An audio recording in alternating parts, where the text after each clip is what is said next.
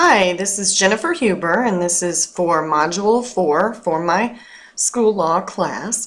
I decided to make my presentation about search and seizure in public schools. The first thing about this is the Fourth Amendment.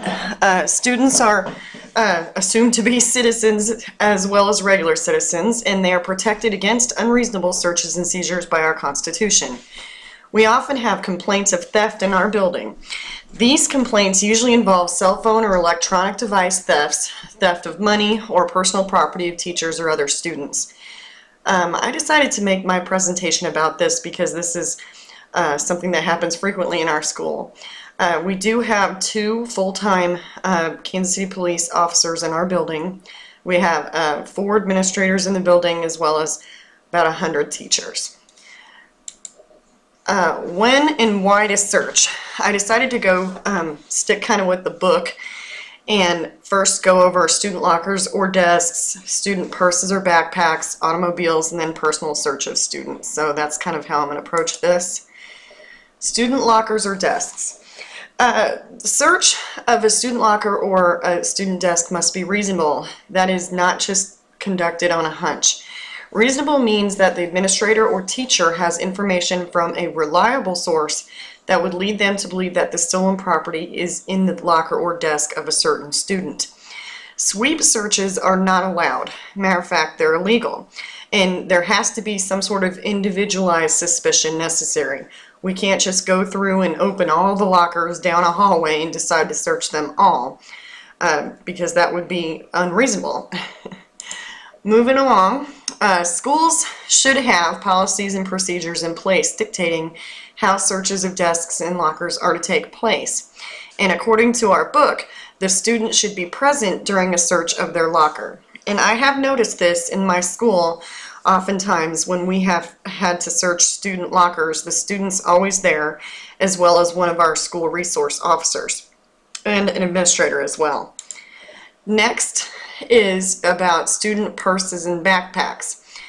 Indiscriminate searches are not legal. Reasonable suspicion still applies, though these searches should be more carefully approached due to the more intrusive nature of these searches. In other words, you really have to have some good reason to search a student's purse or backpack, and schools should have policies in place on how this would be done. Parents and students should be made aware beforehand if a group of students' personal items will be searched. And along with this, I just thought I'd mention that at my school we have roughly about 1,000 students, and we hand search student backpacks and large purses every morning when the students come through the metal detectors. The student will step through the metal detector and they put their backpack on a table that gets unzipped, opened, and kind of, look through in the morning as they come in. We're looking for weapons, and there's a sign posted on the front doors that anyone coming in is subject to a search. And we, just decided that this was an important thing to do because of, maintaining our school safety. Next, student automobiles. Now, I work at a middle school, but I know up at the high school that we do automobile searches. And in the book, it talks about this too. School officials may search student automobiles if they are parked on school property, and if there's reasonable suspicion that there is something in the vehicle that shouldn't be there. Parents and students should be notified ahead of time that the school has a policy of searching vehicles if there is reasonable cause. Now, I thought reasonable cause and probable cause are very different. So reasonable cause would say that, like, if somebody came up and it was a reliable student and said that there was stolen property in somebody's car, that would be reasonable cause. That, I don't think that would hold up as probable cause like in a courtroom, though, if it was like a police search of a house or something. The high school in my district does routinely search student vehicles, as I said, and the next part it talks about in the book is that if a student's vehicle is off school property, as searched by the school officials can't be done. We would have to get law enforcement involved, and they would need a warrant to search a car.